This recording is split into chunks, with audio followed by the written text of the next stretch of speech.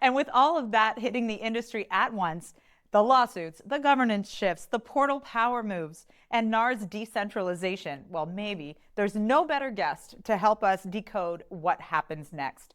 Russ Cofano, a leader with experience in every corner of the housing ecosystem, brokerage, MLS, associations, and policy, former president of EXP World Holdings, former president and CEO of Collabra Technology, senior executive at Move Inc., general counsel at John L. Scott, and CEO of Missouri Realtors, now co-founder of Alloy Advisors. Welcome to the Clean Clothes, Russ. Hi, Courtney. Great to be here. Yes, I'm so excited to have you here. I've been reading your recent op-eds. There's a lot to get into, and I'm very curious on a few of your recent comments and conversations. So let's just break them down. First of all, what interests you most about what's happening with NAR right now? Well, for the first time, I think there's been a lot of talk over the years, but I think for the first time, we're seeing some real movement in the decentralization of NAR's control over the industry. And it's not just on the NAR side; it's on some on the brokerage side. Some large brokers who basically are not real happy about the way the NAR handled the antitrust litigation, Right. especially excluding a large number of them from the settlement and putting the economic burden on them to settle and pay millions and millions of dollars for something that arguably didn't need to come to the point it did, and we can get into that as well. But so there's not just NAR realizing that it has real continued risk. I mean, the lawsuits are not stopping. I mean, you just read the news cycle these days, and it's a lawsuit every day, and I think it's going to continue. And NAR realizes that it's in the crosshairs, so it has to do something. But I think for the very first time, we're seeing a crack in the industry's perspective of saying, we actually might be ready for this decentralization of historical NAR power over the industry. Well, I was shocked when I started digging into how they've been spending money. I was like, okay, so they in 2022 had $2 billion and they have this private venture capital thing. I'm like, wait, what? So obviously having a big purse makes you a candidate for a large lawsuit, but also it's been very questionably run. And, as an agent, I think that, and a broker, which I am, I think we are always on the line for defending our associations and their value.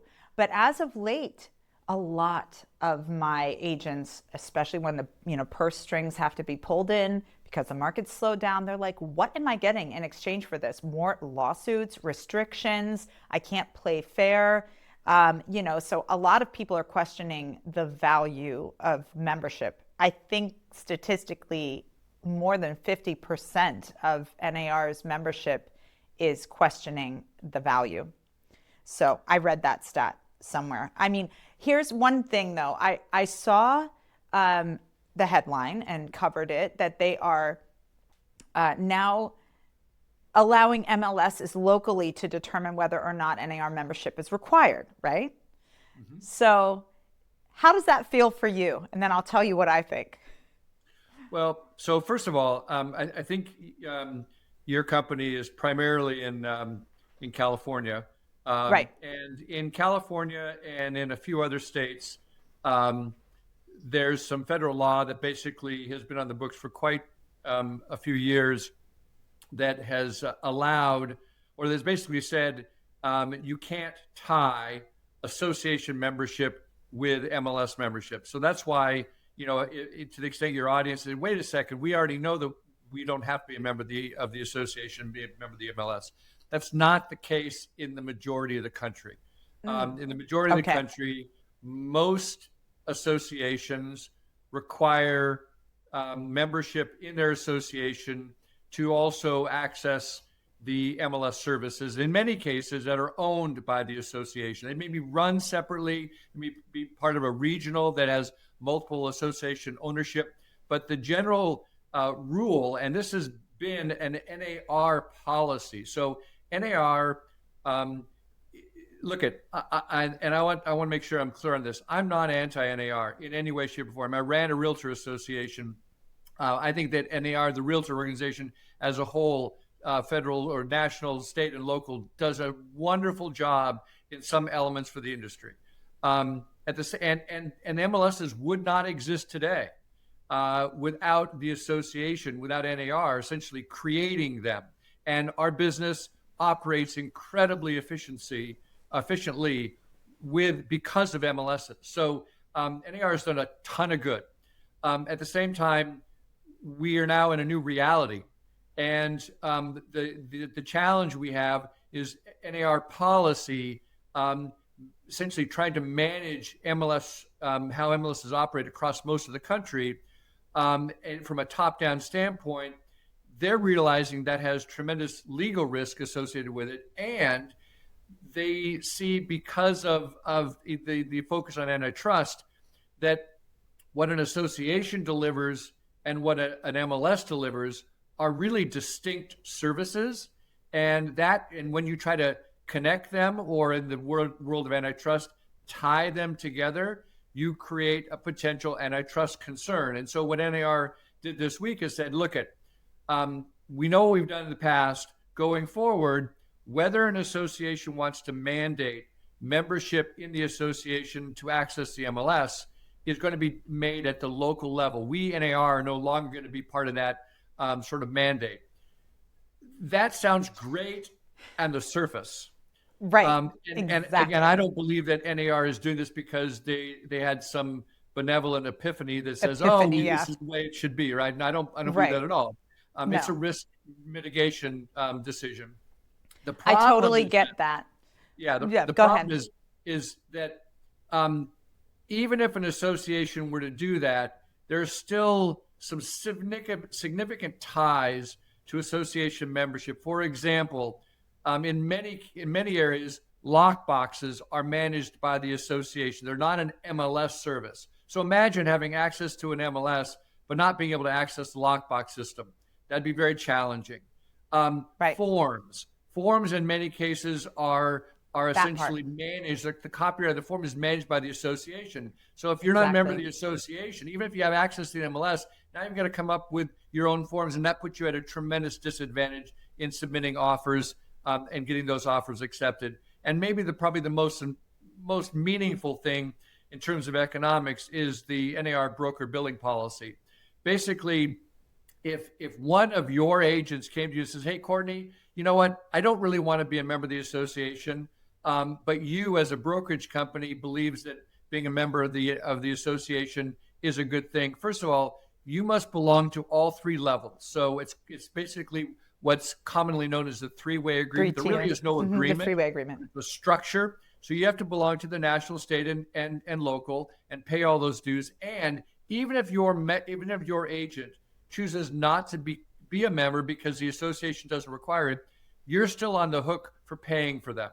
You get billed for every one of the agents in your office. So it ties. You don't even have to tell me. I've been in that situation where literally one agent didn't pay their dues on time, and it shut down forms for our entire company.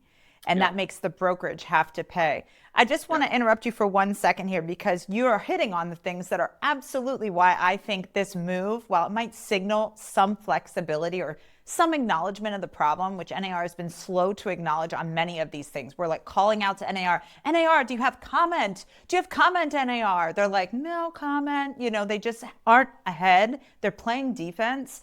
And, so I ran an experiment because I wanted to see how far I could go as a non-association member. So I called the MLS and I was like, hey, I've been reading articles about, how we are allowed to be non-members of CLAR, CAR, and NAR and still belong to you. How do your non-member agents get the forms? And they were like, oh no, you have to belong to the association. So I know that that's true in a lot of places.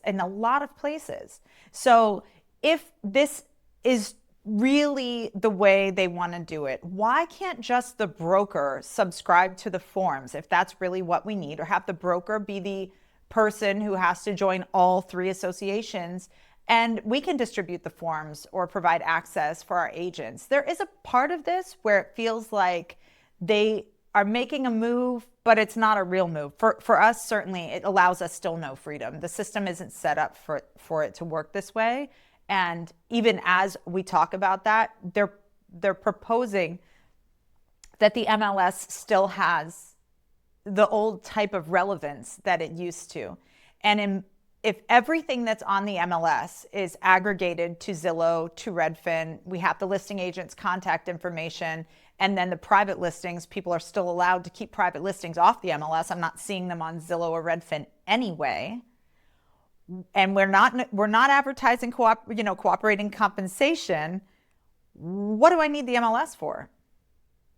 Well, I'm a big proponent of the MLS, primarily because of the way that they manage data and ensure accuracy of data. I think that if you look at really what goes on in an MLS, there's a lot of non-sexy things that MLSs are responsible for to make sure that the data that you and your agents are accessing is accurate. But That it's people not. follow. What's that? It's not accurate. The way agents enter days on market, that is not accurate. The way that the MLS continues to count days on market, even when there's an accepted offer, causes agents to change the status to pending, even when there are contingencies. And there's no policing of this. It just skews the data. Plus, there's no mandate for private listings to be entered for comp purposes. Some companies are just occasionally putting those comps in there so they can have it counted for their volume, but there's no mandate.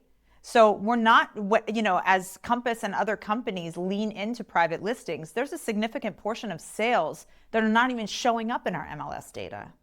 Well, that's the challenge with private exclusives is essentially not giving the marketplace access to those listings. And the unfortunate thing is we're seeing look at Robert Refkin can and Compass and others that do private exclusives can be on stage all they want and talk about the rights of consumers all they want.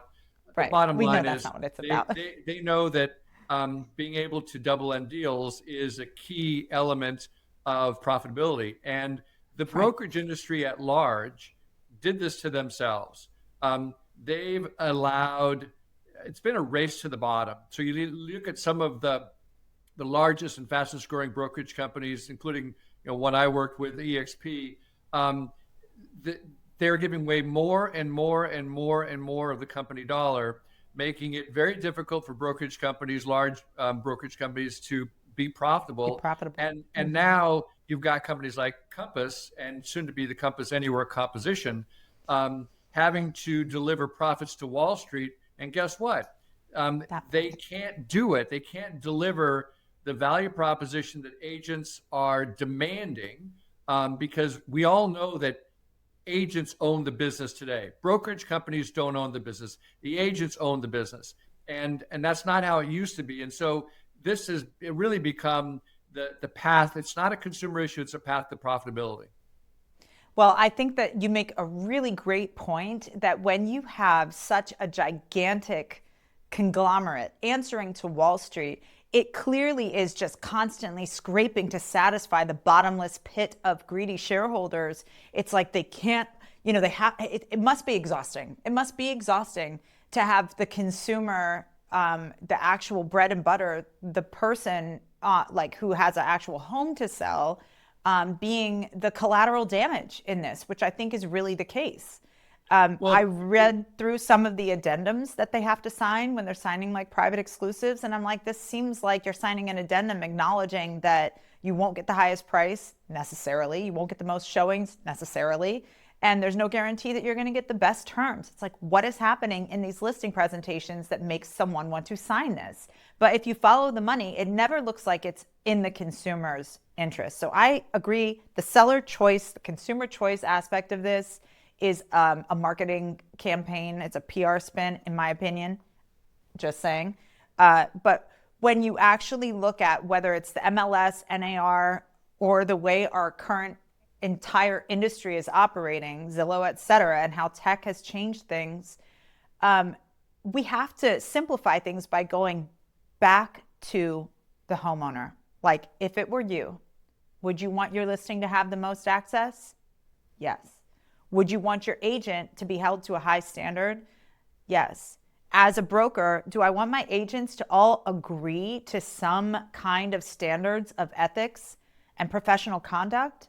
Yes. Do I wish there was a place where our voices could be heard that didn't have 1,500? What did you say in your article? There's like 1,500 member panels or something like that on the Well, board? when you combine the number of people that are on the NAR board of directors with the number of people that are in the NAR delegate body, and both of those entities had to approve this recent vote on disclosure of referral fees.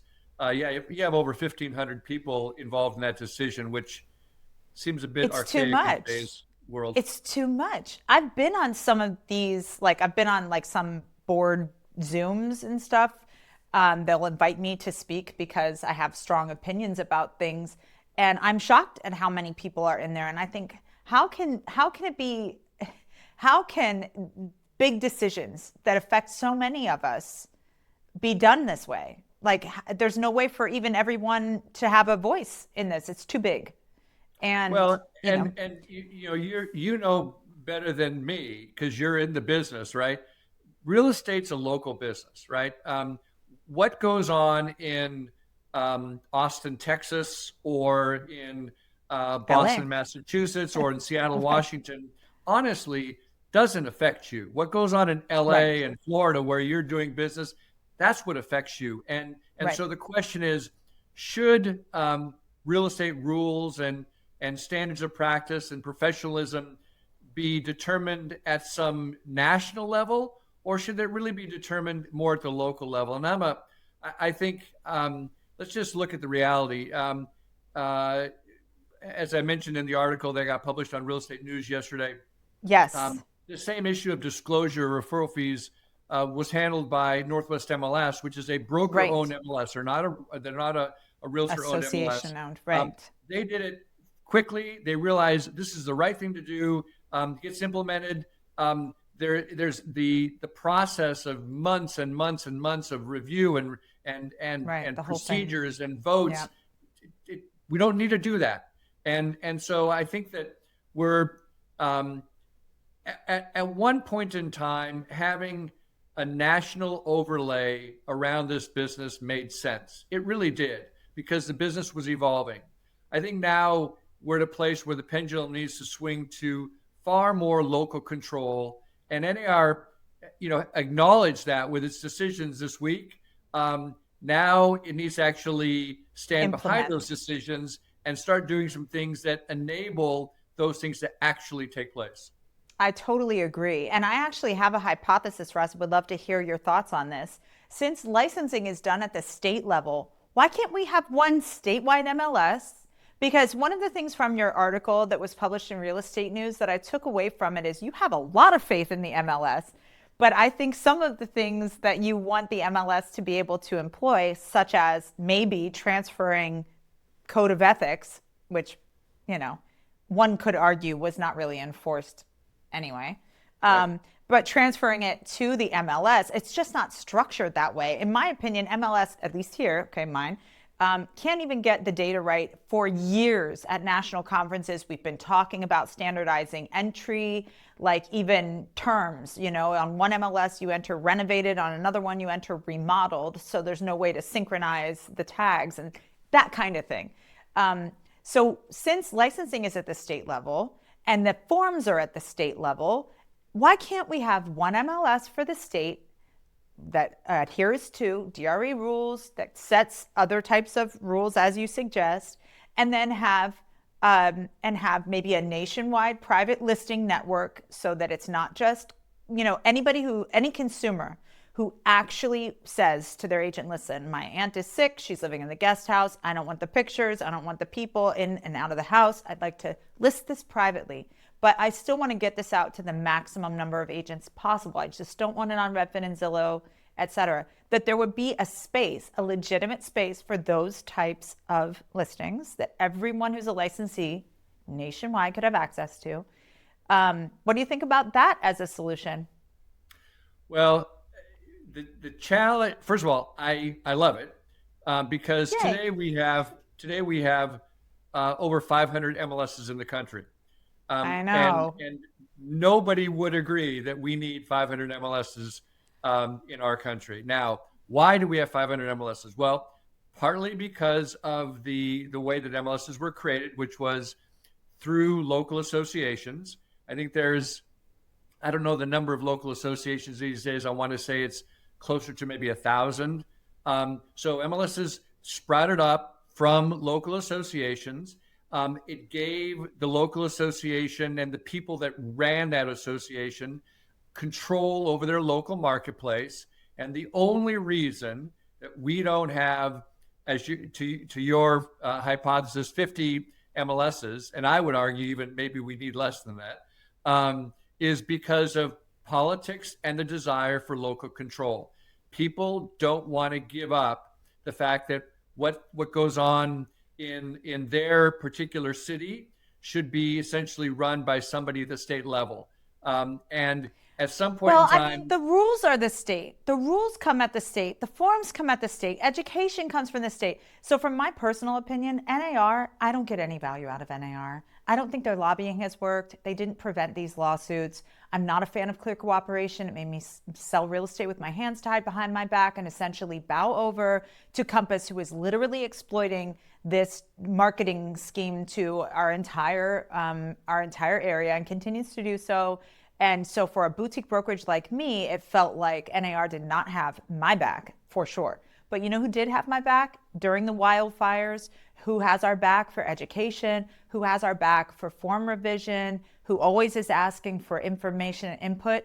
California Association of Realtors. I would just belong to them because I know what their value is. For our local association, I don't really know. I wouldn't say that I get a ton of value there either. Like, I don't go to them for anything, and they don't really provide anything like education wise that is super valuable to me. So I'm just saying, if everything rules wise is at the state level, I don't see why it's outside the bounds, since we really have no local control over our MLS anyway. We have none, really. Trust me, I went into the MLS, Russ, because this is years ago. They were launching a new app or something, and they wanted broker feedback. They had 10, 15 brokers, who were literally brokers, people running Hilton Highland, whatever, me. And they had what seemed like college age interns maybe at the front of the room saying, okay, can you guys tell us what you do in a day? And I was like, this is our MLS asking brokers like me who are walking out of our business that we're doing to come here and give you our feedback. And you've got people who are so not familiar with what we do in a day that we had to walk them through, and we walk up to a listing and we sign into the app and we check the showing instructions and we find the CBS code or whatever. I was shocked. So I think to hold the MLSs to a higher standard, yes, some MLSs are not going to be able to make the money I think the money part is the piece we haven't talked about either. Why all the MLSs still exist is because they all make money. I've been licensed in 5 states. I'm currently licensed in 2, but I sell in 2 different parts of Florida, South Florida and Orlando. I shouldn't say I'm currently selling there, but I have my license in Florida and I want access to both. They don't talk to each other. Those MLSs don't talk to each other. So I have to belong to all these different MLSs. They all have different rules and tools and ways to have access to the Supras. You have to switch keys and it's messy. It's so unnecessary. So in my personal opinion, if we can just all play by the same rules, by the nature of it, it gets less confusing, less litigious, it's clear. I don't know if the MLS has the ability to actually enact any kind of punitive damages the way that, like, supposedly code of ethics, you have to sit in front of a board and, defend yourself against an ethical complaint or whatever. MLS doesn't have that structure. They need to create that. I don't love MLS having that kind of power. I don't like that even the local MLS, by the way of delayed listing, has the ability to determine how many days I have to sell a listing off market. That doesn't feel fair. So I'm not sure MLS is built for that type of power, but I do like the idea, and I think everyone in my firm is pretty much in agreement that if they could just have forms access and MLS access, they would no longer be members of the association. So I think NAR has some heavy lifting to do. Yeah, and part of when I ran a state association early on in my tenure there, I asked, and it was a rhetorical question to the staff, but I said, "So who's our competition?" And they looked at me going, What are you talking about? We don't have competition. We're the State Realtors Association." It's like, well, how do you measure the value proposition, and who are you? I mean, what other company do you know that doesn't have competition? I mean, utility companies maybe, or monopolies. It's like, so we created kind of a fictitious competitor, because what happens in the Realtor Association is, imagine you're running a business.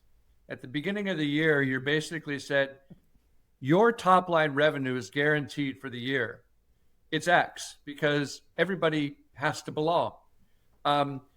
It doesn't promote innovation. It doesn't promote trying to create unique value propositions. And so I think, again, some people might look at this as being anti-realtor, and it's not. It's really the way you create a valuable organization for its consumers or customers is to incentivize that organization to deliver more value. And the current three-way agreement, which basically, segregates rules or areas for the local, the state, the national to play with each other, but guarantees the fees that everybody gets, undermines that structure of value creation and innovation. I mean, what happened at NAR this week about the 75 points in the strategic plan and all that? My comment back to NAR, which they don't give a rat's rear end about what I think, but Me either. I would say you missed none of us. They don't care what any of us think, really. They're in their own world. But go ahead. They missed. There should have been a 76th point in that strategic plan, and that was at the end of the 3 years. If a realtor still didn't believe that they got value, that they got their money back, because they don't have a choice to leave. They're what I call captives, and it's very difficult for anybody to feel like they're getting value if at first blush you say, and by the way, you have no choice about whether to purchase. And it's a fundamental, I think, flaw in the current structure that if the Realtor Association wanted to do something about, they could. I don't think they will unless there's some force that makes them. If you like this episode and you want to see more, click here for a playlist and here for the full episode.